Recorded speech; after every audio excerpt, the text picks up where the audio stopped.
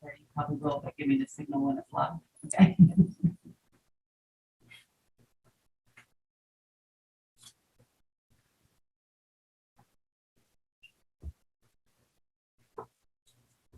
Okay. Okay, we are back from our brief break. Hope everybody got to stretch their legs, see what you needed to do. And we also have a request to be sure that we are speaking up when we're talking around the table so that it can be picked up appropriately on the live stream. Apparently it was not coming in very well for anyone who might be trying to watch from home. So I might remind folks again as needed as we proceed. So now we are on to our continuing discussion on the Mayor's Task Force on Reimagining Public Safety, the recommendations that came from the task force. And I think we're now entering our third discussion on this, taking the time that we need to get through it all with Chief Hampton's response to the recommendations. And we are picking up again this week. Welcome, Dwayne. With on the agenda packet, it's page 49, but the section of Hillsborough Police Procedures and Recommendations. So if I can remember how this is the first time we're doing this face to face instead of on Zoom. Not sure how we drive the train. But I think I just do what we've been doing before, which is just turn it over to you to talk about the recommendations, your response, and then folks can ask questions. And these recommendations, some of these are packaged together in different ways. So I think it's probably going to be there'll be points where we're maybe chiming in and as we go through it. Go from there. That sounds great. All right. Well, the next one we got to then was where it talks about a little bit here. It talks about community policing. So there's a couple of them packaged together. It says police officers should be more involved in the community. It has some subparts, established policies where officers can attend community events in street clothes, off duty, or dressed down. It mentions some ideas like having a stand at First Friday, Last Friday events. Mentions popcorn machine, mentions community garden. Also mentions Fairview Live. Our response to if anybody outside the room can't hear this on the live stream, they're all going to look at us. For those of you watching at home, there's a weird sound happening in here. Feedback on. Our response to this A subset was largely around, we're not really sure what more we can do. I mean, community interaction is one of our big bread and butters. In our response, I kind of listed just a plethora of all the stuff we're already doing. Community garden is something we've been involved in. We're still involved in. It just hasn't happened much during COVID. Fairview Live, we've been, in the planning processes of that twice now during COVID. It's been canceled both times.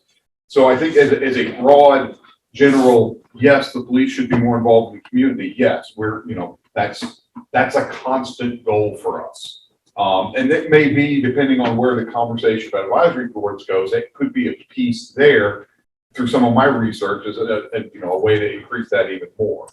But I guess our only real response to that is we think we're really doing an awesome job there already.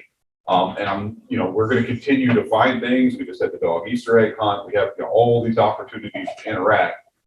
So, the challenge for us is just kind of understanding what we could do necessarily to satisfy this if we're not already. That makes sense. And I'll say this is also something that really was never discussed very much with us. So I got the sense maybe the task force didn't quite fully understand how much we do either, which is a entirely separate problem. Yeah, this one kind of surprised me a little bit too. So stuff that was bread and butter. I've seen obviously so I'm not sure where the task force members felt necessarily more involved with it. Seeing that, or do you know where this? Yeah, I think that this would be another topic that when we have the opportunity to re-engage, between this board and the task force on all the things we've been talking about is to revisit this when we're all in the same room together, because this came out of one of the small groups, you know, when they went away on their own and came back with some things. And I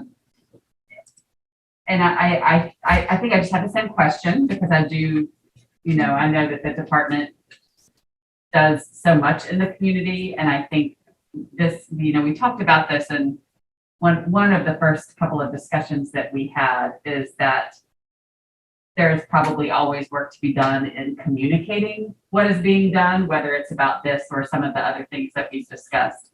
And I also think that that's something we've addressed, you know, as a town too, is always thinking about how to be sure the community knows what's happening in all sorts of different ways. And then I also wonder if just because of COVID, you know, it gives this, this feeling that something is missing because lots of things were missing. And so, you know, this assessment was being made in the midst of that. So that's just my initial response, but worth, I think, asking the folks who wrote it. Kathleen. I do think COVID has had a big impact, but I can share, I've had people talk to me about wanting to see officers more on foot and out of their cars. There's a perception that there's been more car patrol than foot patrol. Again, COVID and all of that makes sense. I've heard also from people in different neighborhoods feel that they don't have as much presence. In their view, they'd like to see more. But again, it's that foot patrol. The perception that's been shared is, you know, seeing people in cars. That's when I saw that, that's what I heard. And I saw y'all out yesterday afternoon. Chief was on a bike in a very snazzy outfit. Testing out somewhere new gear. Yeah. I guess you had three. Three of us. Yeah. Three of us. How many did we order? Three. Everyone else was still in their uniform. I don't think that's you testing out. We're testing out the gear. Okay. Yeah, we just haven't gotten a lot of equipment yet. We're trying to find something that works. But OCIM had their their hunger walk. I covered them walking through downtown Hillsborough. Our officers were on their bikes. Looked like it was going pretty well. I kind of want to know what an e-bike looks like and how it operates, but There's no, we need some crash tests done. I think Rob really just wants to try one out. Highly recommend it there. This is cool. I remember we had bikes. But if I could respond, And again, I believe it's COVID. Right. Well, it is, but it isn't. It's also the modern world. You know, our officers can't just go out and walk around Fairview. They've got to drive to get there. And, you know, if we've got 3 or 4 officers working, having somebody walking a neighborhood and being a quarter mile away from their car when a call comes out, it is one of the problems of modern policing. This is not Hillsborough. This is policing in general. You know, when the advent of the car changed a lot about how we police, and it's why foot beat walking went away for the most part. You know, we do a lot of foot patrols. We do them in some focused areas. You know, the challenge too is officers can get out and we could walk a neighborhood all day. We're still only going to see a tiny subset of the people, so perception is really, really hard. Part of our push for the bikes is to get our folks into the neighborhoods a little more in something outside of a car. And that's why we've kind of got these folks on a problem-solving team to do this. And it's been working really, really well. But it's just, there is a challenge that, you know, officers, a practicality of just walking around the neighborhoods. Because, you know, our neighborhoods are not, I mean, they're not that dense. I mean, it's a lot of ground to cover. If you're going to foot patrol Fairview, it's a lot of ground to cover. Again, understood, but I wanted to share that this is feedback that's been shared. Absolutely. And that's why we're pushing, like I said, to continue to do events, and our folks are in the neighborhood. They're stopping, talking to people, they're getting out, they're helping do things. But again, it's hard to see the totality of it from an individual standpoint because you may not see the officers. You know, you may not be interacting with them while they're interacting with your neighbor around the block for hours and hours. So it does become a challenge and a balance, but I know our folks are trying to get out there, and that's something we continue to push. So, I mean, if that's the spirit of this, and the answer is, of course, yes. You know, we're going to keep pushing and keep doing events and keep engaging with people. That's not going to change for us. So, Totally agree with what you said, and maybe it's just a matter of communicating what you're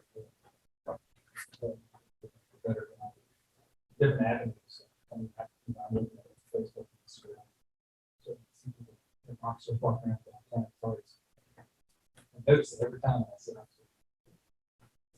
Well, I think we do run into the challenge and same conversations we've had about public information, about, how do we get this information out to everybody? Because only people that are going to absorb information or get it from certain sources are going to find it. So we are trying to do ways. One of the recommendations of the task force is about developing a more quarterly approach. And I've got that drafted, ready to go, get it to y'all soon. But it's got a huge section about community engagement we did over that quarter to try and help. But again, that's only going to get to the people that go to our website to find it or come to a meeting and hear about it. So absolutely, we have to keep pushing that message. That's why we're pushing Facebook so hard, trying to get that information out there so folks know what we're doing, what we're engaging in. But even if they hear about it, if they don't see it, it's some folks are obviously missing the opportunity to interact. So we've got to keep working on that. Another behind the scenes things that I give the chief and the department credit for that people just don't see, there's no reason to, it's like an individual officer's performance plans. As far as when they're getting reviews, they track what people did, how much time they spent, whatever, and they're able to, give positive reinforcement, going, you're not doing enough of this. I think that's rare that an agency does it. It takes a lot of time to do and track it. So I just want to mention. That's incredible, actually. So another thing they do behind the scenes is what's the tracking software where everybody makes comments about other people's performance. Guardian tracking. They, Hillsborough Police Department, they probably have the best performance evaluation of any department, not police department, any department. And I've seen it 35 years. It's not a 360 year. It's an opportunity to identify things that people have been doing. Because a lot of times, there's things that happen out in the field that nobody else sees or know about. So one officer could say, hey, I just wanted to compliment this person did this. Nobody else otherwise would have had any idea to do it. Chief can explain that. What the bottom line is I've been reading all the performance evaluations for all the years I've been here. And it's we tell people all the time, you need to provide specific examples. People don't feel like they're being appreciated or they don't know how to improve unless you provide specifics. There are more specific examples in the Hillsborough Police Department evaluations than any department in the town and any department that I've ever seen in evaluations anywhere. And once again, a lot of credit to leadership. That's a behind the scenes thing. And when we see it's amazing how our department is rated so far higher above everybody in these national surveys. It's off the charts how much we're rated, higher than other folks. Part of the reason is these little things that you don't see, and it's amazing that people don't know about it. I probably should have told the board on that. Thank you, Chief, and thank you to all the officers and people there. Sorry. Just to give you an idea of this quarterly report we pulled stuff together. Just this last quarter, we spent 135 hours doing community engagement stuff of some form. 38 total activities made up those 100 some odd hours, and 25 of our staff were involved, had opportunities to engage. So, that's a good chunk of the department in one quarter being able to get involved in some sort of activity. We're going to be tracking that kind of stuff going forward too.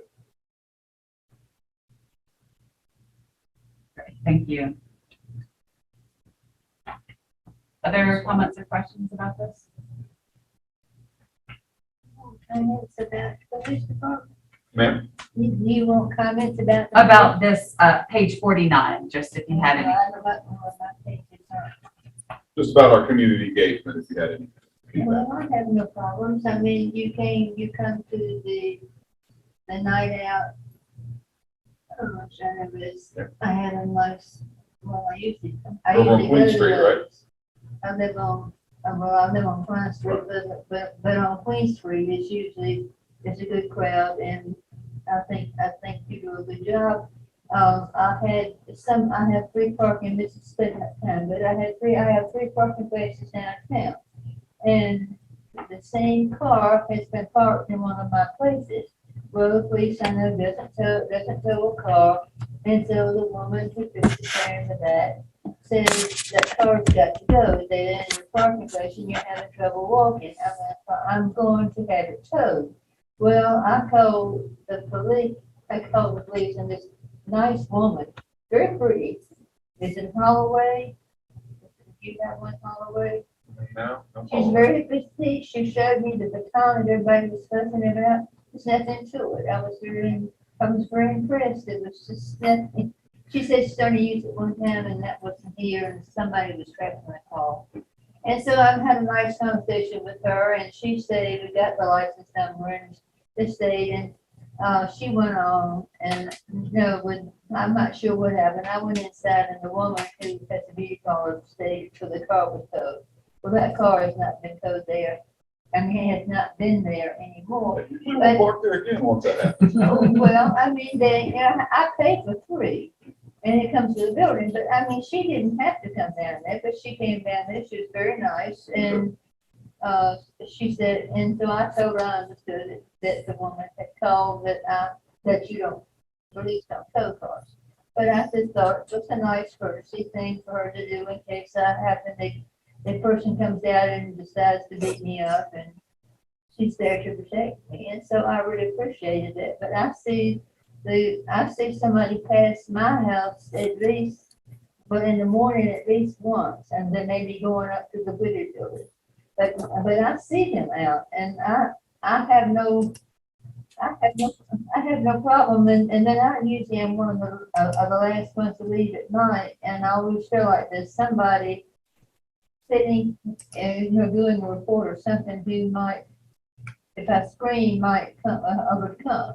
So I think I see you, and if I call, somebody's there. So I have no problems.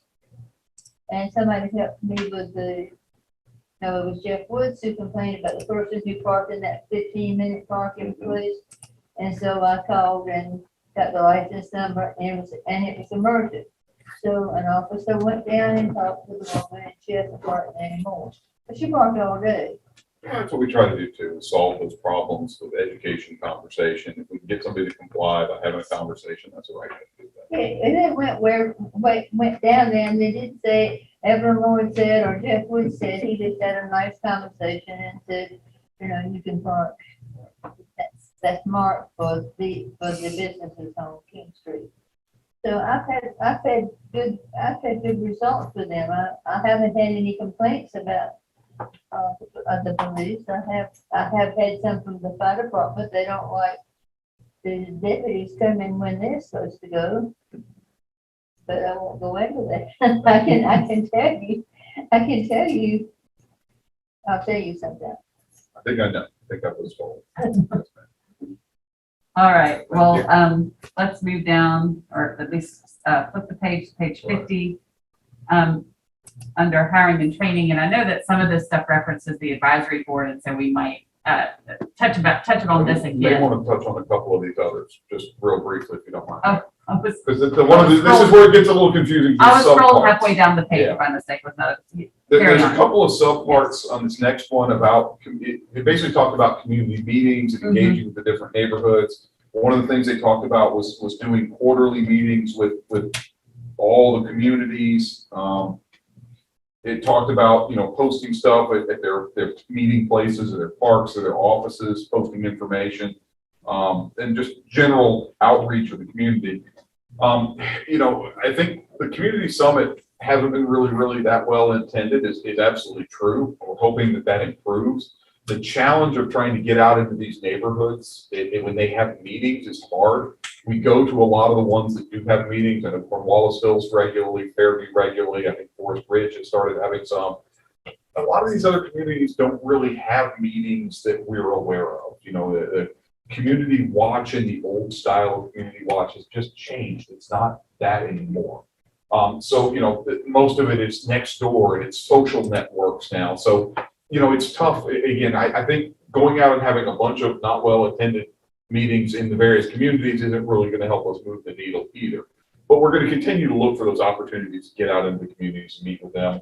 Posting information. I honestly don't know how many communities have an information posting site. We've kind of looked around. There's a few that do. Apartment complexes have an office and stuff. But when you get into something like Wallace Hills, I don't know that they really have anywhere to post stuff. Fairview didn't really have anywhere until now. We've got the community center, so that's at least a use. But so I don't really think that's a well-used thing because it's been taken over from the social media world. Now, one of the things we are looking at is more social connection into the various community sites, and that might be a way to interact and reach a lot more people too. So we're taking those to heart as well and working on them. All right. So just moving forward to hiring and training, and I think what I was starting to say is that some of this stuff references the advisory board, so this might get circled back to again when we talk about that as a bigger topic. But I don't. Well, and I some think of that them, it's fine. I think some of these are fine to just go ahead. I think we just drive through them real Yeah. quick. Mhm. The first one talks about the advisory board doing exit interviews for officers leaving the department, be able to ascertain the factors and things like that. I think this has problems from a lot of points. This has problems from an HR standpoint. I don't think we can compel the employees to go do this exit interview with this group. We do exit interviews as the town. They're done independent of the police department. HR does them, not us. Obviously, somebody says they're leaving, we have a conversation hoping to find out why. But ultimately, their exit interview would be with HR. So I don't know if this is really a compelling thing that we could do. So leave that one at that. The HR exit interview mandatory.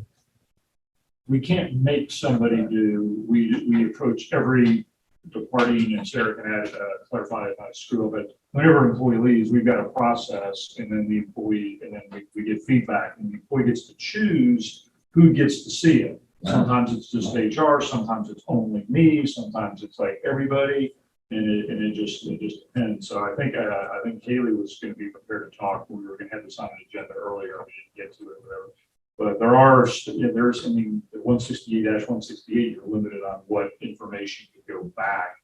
If we got that far, it may be that if there's things in the police department that there can be editing or redacting critical information, because if we send because sometimes these have accusations towards other people, other coworkers, and then legally you don't want to be sending that out to a large group, which sometimes people are, if it's accurate and we investigate those things, and sometimes it's somebody venting and being trouble.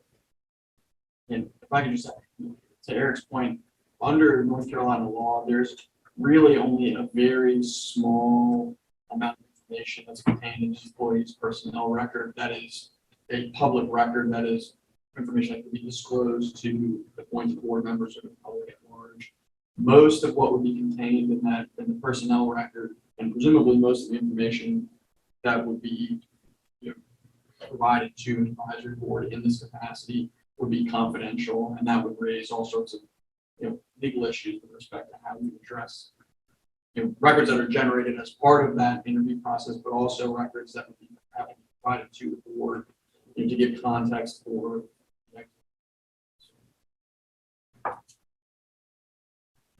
I would just add that, and again, always important to circle back and ask the task force members themselves.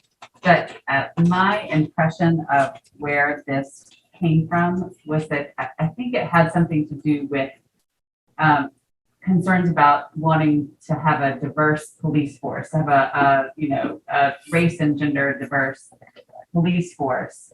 And I believe in one of our discussions, Chief Hampton had talked about some folks moving on to other agencies and other opportunities, and so I think that that's where this came from is how do we keep a diverse force, and so I think that's worth asking back to the group again too, because that might be the root of what's under this, even if this particular thing isn't possible. Again, I think that's one of the areas that never really got discussed with us in the room, because we do a lot of that. We want to know why somebody's leaving. Is there a reason? Is there something you've done? Is it, what are they offering you that we can't? So we have that conversation with our employees.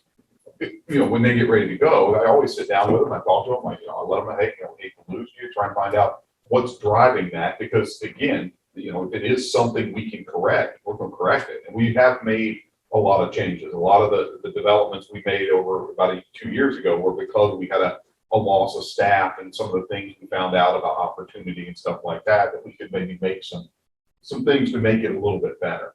So those interviews do happen.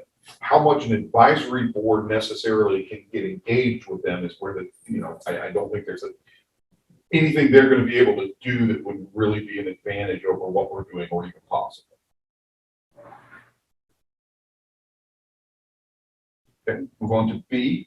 Talks about, this one's about participating in the hiring process, selecting candidates. What kind of interviews are we doing? What kind of scenarios and things like that.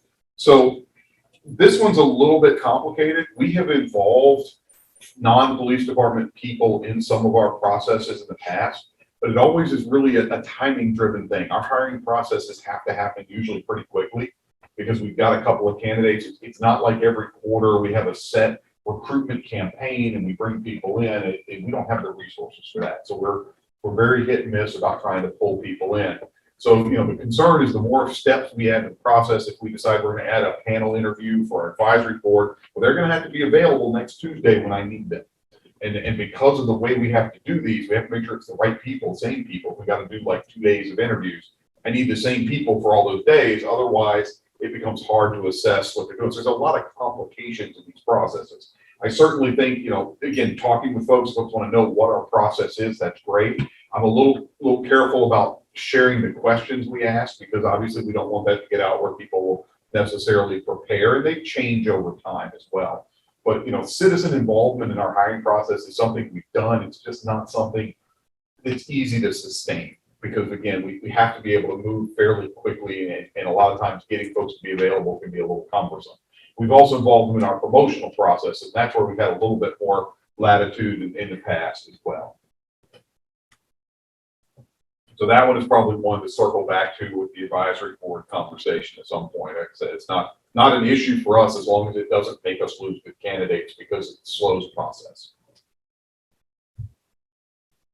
Anything on that? Moving on. Those involved in recruitment should be themselves diverse. Administrative staff needs to be added for the recruitment team. This is an area where I think, again, that we really didn't benefit from good conversation with the task force. We don't have a recruitment team. Okay, we've got 30 employees.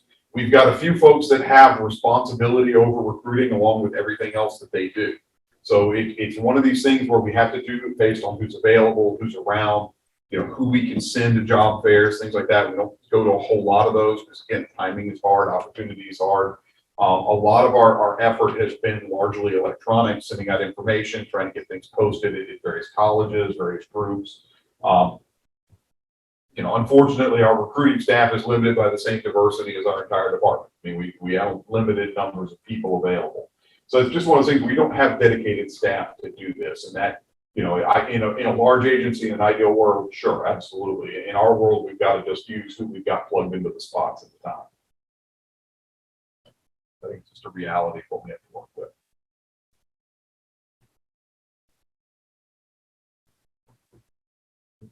So when they refer to administrative staff, they're talking about administrative staff in the police department? I'm pretty much it.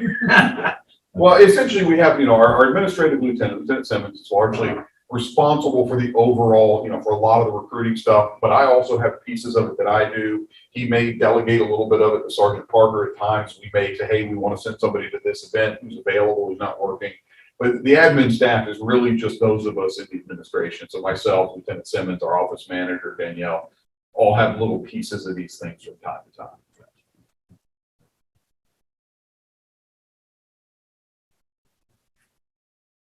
All right, so D is about offering incentive for folks, Black, Indigenous people, persons of color, kind of the BIPOC advantages in terms of salary and things.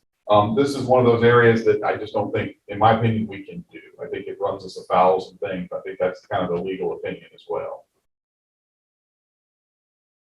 So similar, I agree.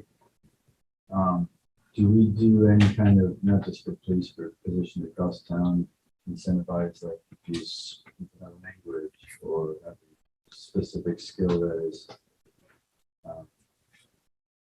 allows them to, allows people within the town and outside to benefit from that sort of skill?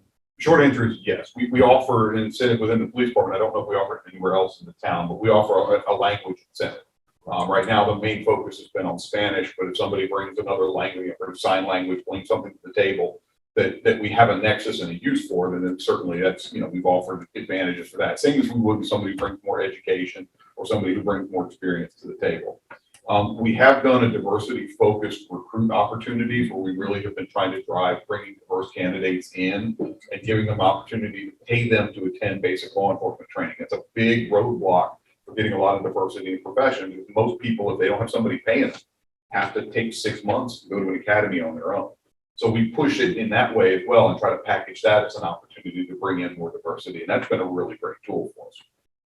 We've actually had a lot of success with that. And to follow up on what she's coming, I know the board knows this, but just a reminder, and these are meetings with public, quite a few years ago, maybe it was like 5 years ago, we had a retreat at the downtown library. And I just got the board supported. What I had been doing in the past was that in the rare occasion there were actually a full staff, which doesn't happen a lot, we'll do overhires. So we budgeted 100%. And the advantage of that is, unfortunately, sometimes we have regular turnover. So when we get to a point where we have qualified applicants, the chief basically knows, he'll say, hey, I'm already at full staff, but I've got two folks that are going to bring diversity to the department. This is how they're going to do it. Can I still send them to the academy? And the answer is yes. It's like so as long as the board continues to allow us to do overhires anytime that we find solid candidates that add different types of diversity, the chief knows he can go ahead and put those folks through the academy. Or if it was a lateral transfer, we can do an overhire, because we've never had a year where we've actually ended up averaging, so, oh, sorry, board, we overspent our budget by 5%. With salaries, we've not had that happen yet. That would actually be a good problem for that full staff. So that's another way that we try to address the person. And again, just for just going back to the recommendation about increasing the salary, just for the public record, Kevin, could you just speak to that briefly? With respect to, so the 14th Amendment, the Equal Protection Clause, prohibits us from making employment decisions, specifically in this case, salary or other benefits. We're treating different candidates or employees differently based on their membership in a protected class, including race. So we just can't do that under federal and North Carolina.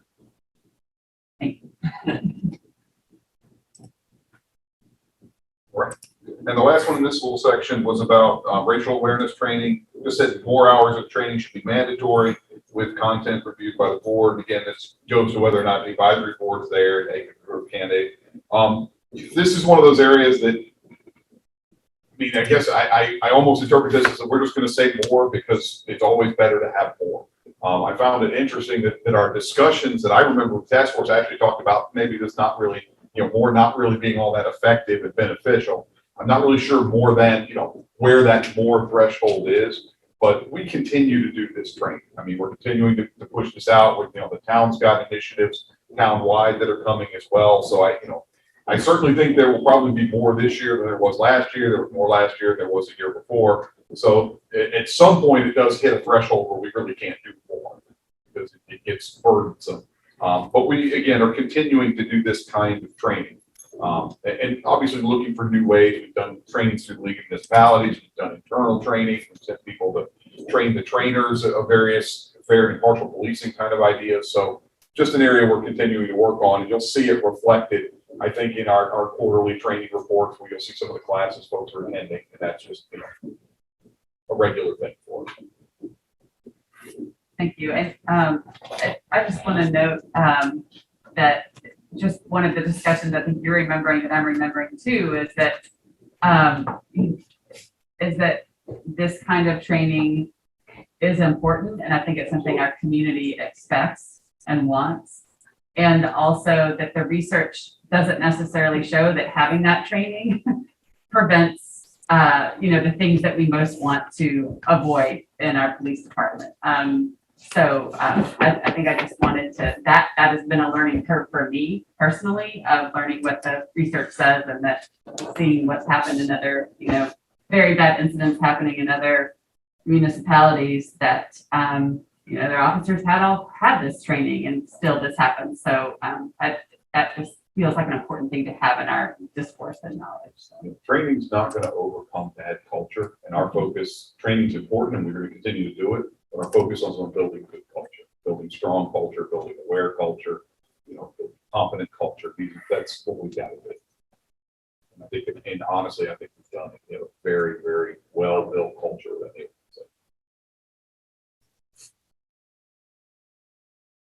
Okay, there were a couple of little additional recommendations. These should only take a second. Support expansion of diversion deflection efforts underway in Orange County. We support everything Orange County's doing. We've been involved in all of their programs, whether it's Orange County Free Arrest Diversion or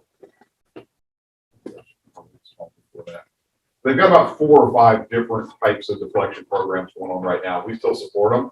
We have no say in them. They're their programs, and we just support them. But their criminal resource department's doing an amazing job. So short answer, yes. We support all of those initiatives that are out there. Reallocate or increase funding for recreational opportunities for youth and community. Again, something not really within the purview of the police department. I know we've been having some of these discussions. I mean, my vote would obviously be yes, give kids more to do. That's a great thing. I don't know how that will necessarily affect the overall goal of the report with regards to us. But, certainly a good thing. It's just the physical realities you have to work within or a different challenge. That's more, I think, the conversation that's being held separate. And the last one of this group was to reallocate and increase funding for community-based, community-led violence prevention programs and other initiatives to increase neighborhood capacity to address harm and violence within their own communities. That's one I think that, we really don't necessarily know what to do with that one. We really don't have capacity to develop these kind of programs. I think there's also a challenge for, Hillsborough is a very safe community. We hear some violence in our community, violence in every community, but it's very low compared to a lot of larger places where you see these large initiatives going on. So I guess we're just not really sure what to do with that one. I don't know that because of our size, scale, and, really our problems, that we can have the bandwidth to do something with that.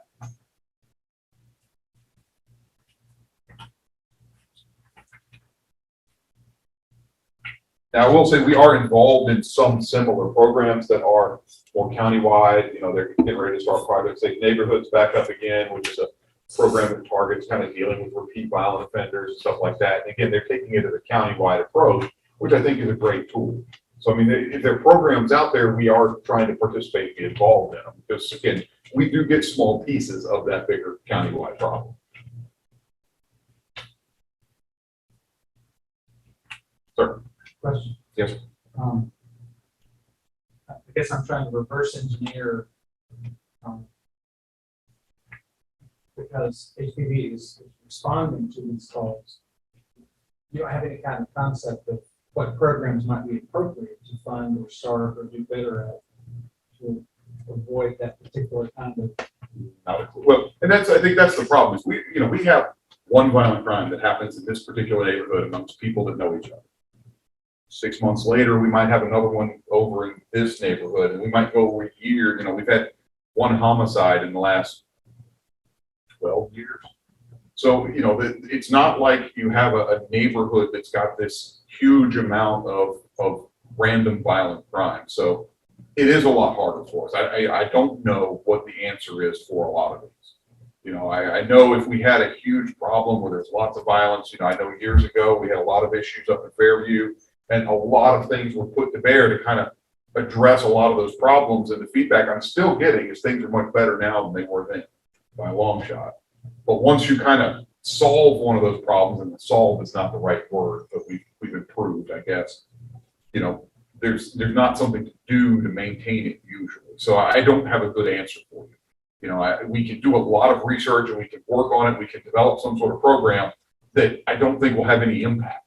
So again, it comes down to this, how much resource are we going to spend trying to develop a violence prevention program to prevent the violence we don't really have that much of. We have done a few things internally, like our domestic violence. We've had an investigator start doing follow-up that years ago we didn't really do, trying to make sure that getting resources, getting things, we're kind of tracking that and looking at it.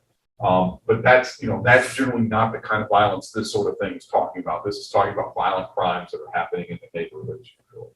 And it's not a overwhelmingly huge problem for us. I'm not saying it doesn't happen, but Hillsborough is largely low in violent crime.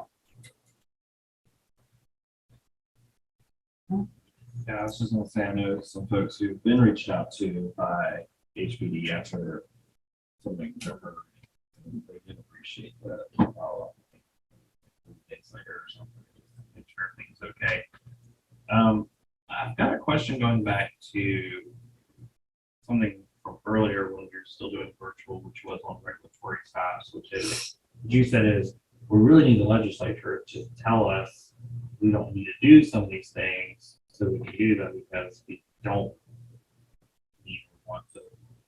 We need to know what's prioritized or whatnot. I was at an event with Sheriff Blackwood, and I was trying to piece together what he was saying, which was we've shifted our focus to we really need some guidance from the legislature.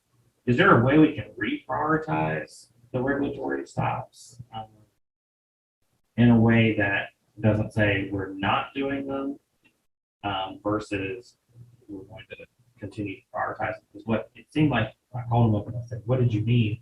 It seemed to go to some level of prioritization.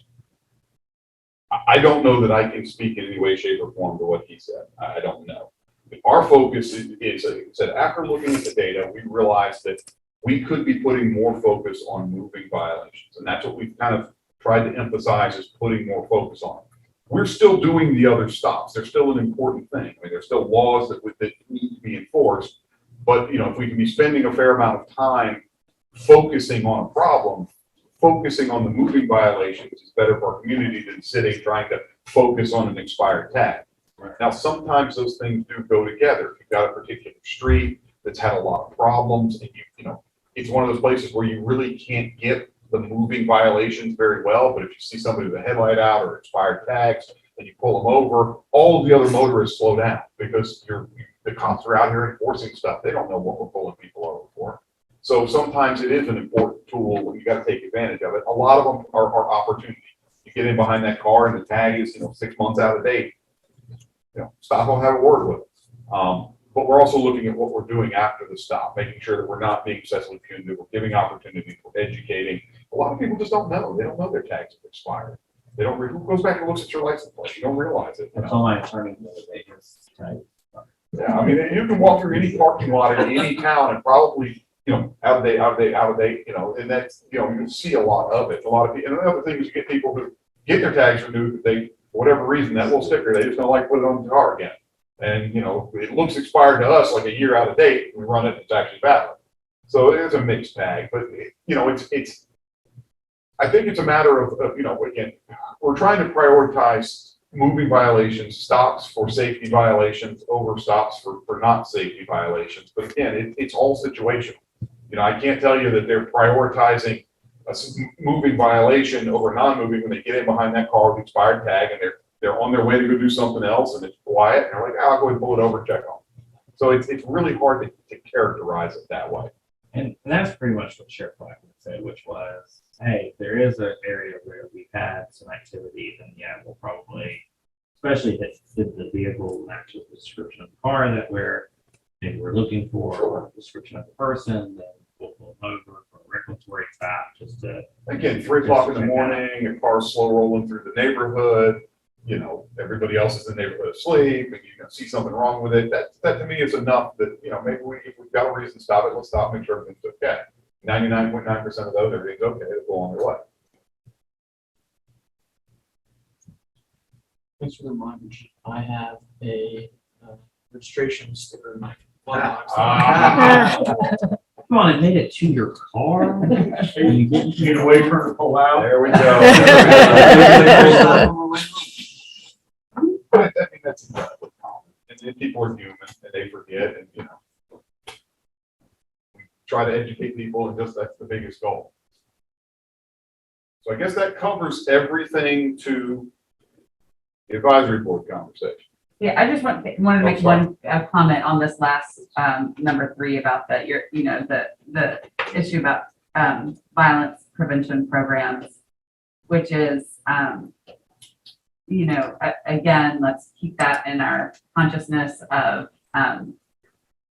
what that is or what that could look like here. And I don't mean like plan it out, but I mean, what's something that is in that spirit of what this is trying to get to that might make sense for us, and really paying attention to as conversations unfold, in Carborough and Chapel Hill. I think it'll be important to be in communication with them, elected to elected, or just paying attention to what kind of discussions they're having.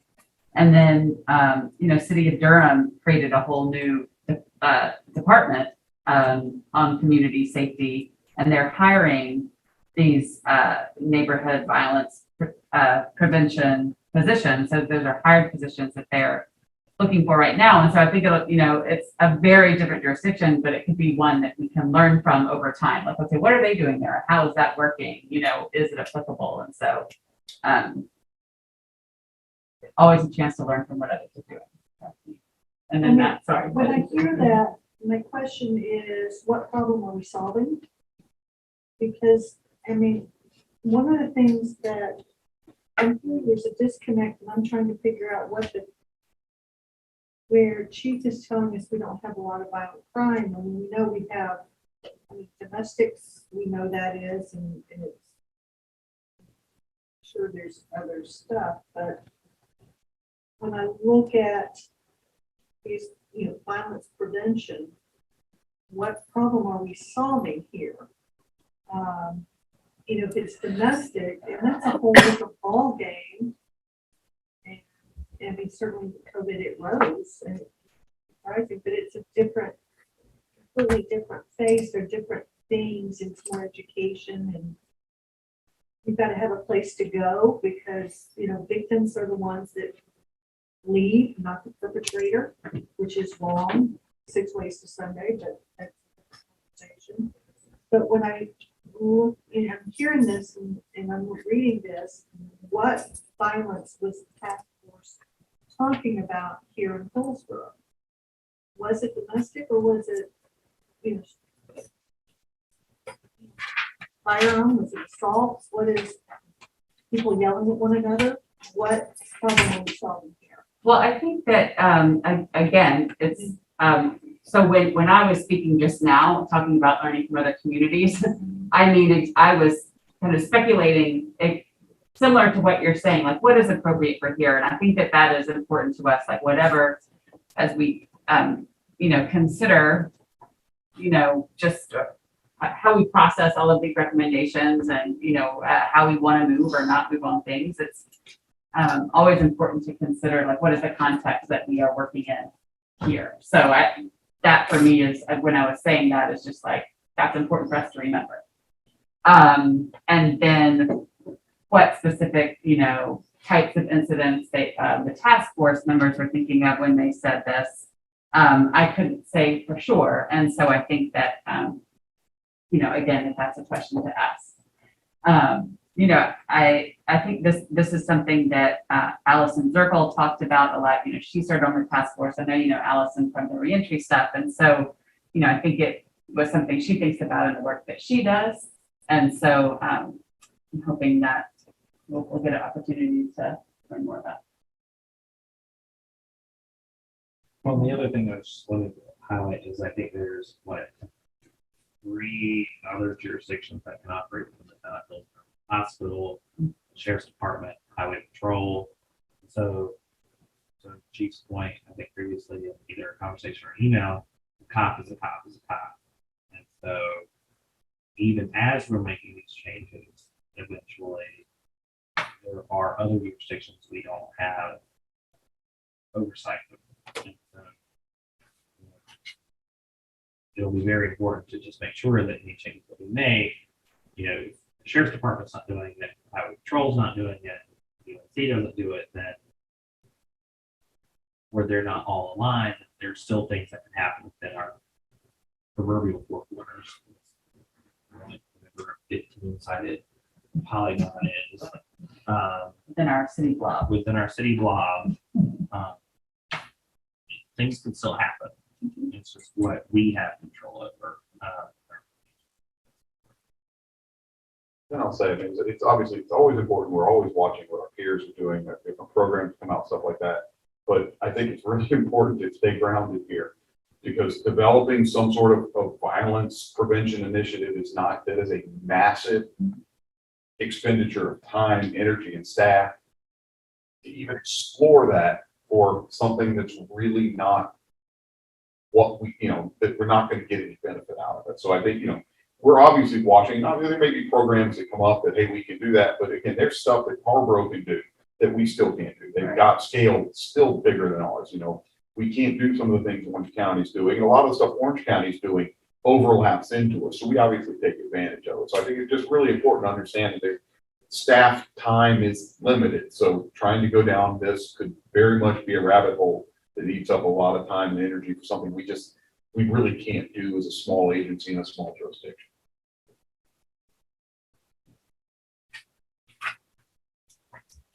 All right. So Thank you, Chief. So next big topic is the advisory board, which, and all the pieces around recommendations around an advisory board. So I think we will just sort of stay tuned for the public about when's the next agenda that we'll have time to put that on. How does that sound? could I ask just for one small point of clarity with the board?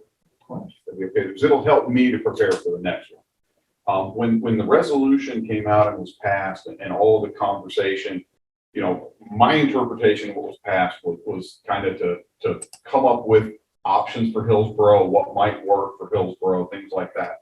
Well, in my mind, one of the options would potentially be that, it's really not a good fit for us. And I need to make sure if you guys are of a different mind than that, we need to have something. It's just a question of what. That changes my focus an awful lot. And I don't know if that's I guess I just need to know if the whole board's wedded to, we have to make this happen, we have to do this, then I can be very different in how I approach the next meeting and actually come to you with something, potentially actionable. And I just wanted to kind of figure out if my understanding is incorrect or not. Sorry. When you say when we have to have, you're talking about creating the CAB? Well, some sort of advisory board, like, are we, is it that we definitely need to do this and we just need to start kind of figuring out what it's going to look like, or are we still trying to decide if we need to do this? I'm still trying to figure out. I mean, every community, as you know, is different. And so when I think of the town of Hillsborough and other municipalities in Orange County, it's very different, I think, in terms of how some of the departments, not all of them, operate, only because of the scale and the size. So I don't know. My personal feeling is I don't think that we need that level. But just knowing. But I don't know what I don't know. So. Well, just knowing some of you still need more information, that tells me, all right, we still have a lot of discussion about the if and nature still, and that's helpful to me. And I'm still questioning, because so many of the issues that I've heard as a reason for an advisory board, I haven't seen that we either we have the ability to do, or the data that we have for situations. So I'm like Rob, where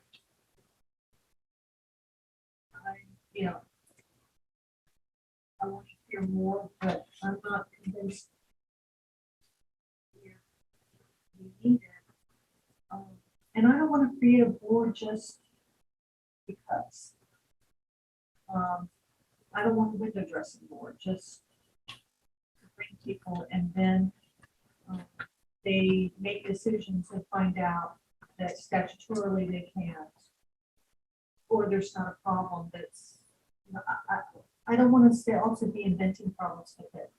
And I'm not saying that's the case. I just want to. There may be models in all kinds of different directions, just knowing, that we still need to have that much of the discussion is probably giving me what I need to craft, I want to. where I need to spend my research time between now and the next meeting. I want to learn And Mark more had a on comment.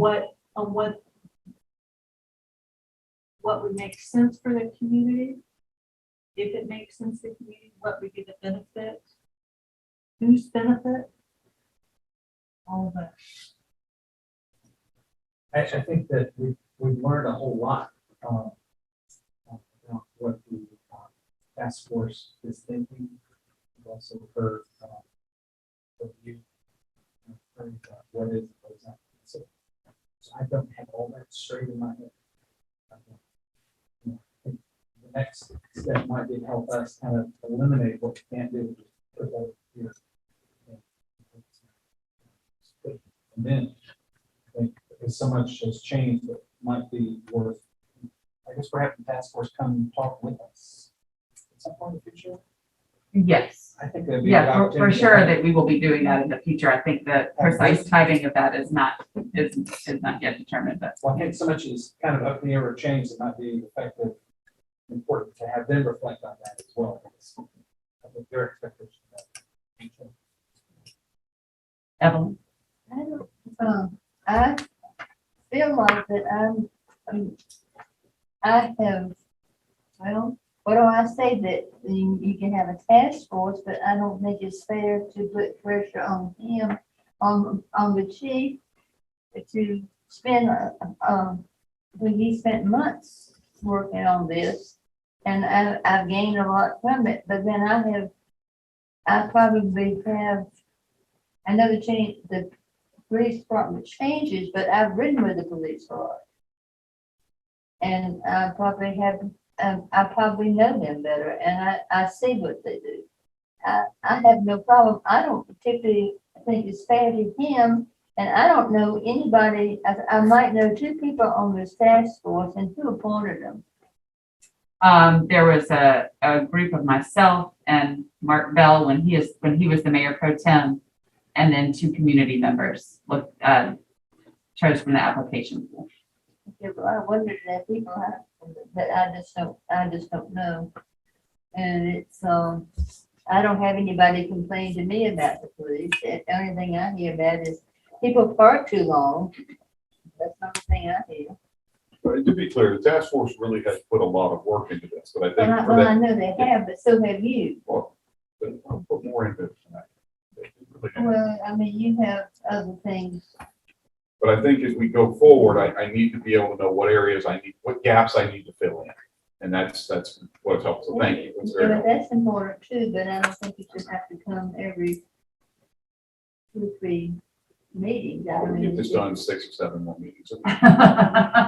okay, I'll think of something. I can share, I'll be glad to share with some of the back department with you. Thank you. All right. No, You can have what you have. It's not that they like you. I'm sincere. I think I've got what I Okay. need. I think y'all are good. That was it. I appreciate that. That will really help me focus where to spend my time. Do we have a thought about when? Or did we talk about that? Should we circle back when we kind of, unless you have a quick answer? I guess I'm just thinking about, like, we're also in budget season, Right, and I'm not that's sure how time we work on all the sensitive. budget stuff. Yeah. I don't have an easy suggestion.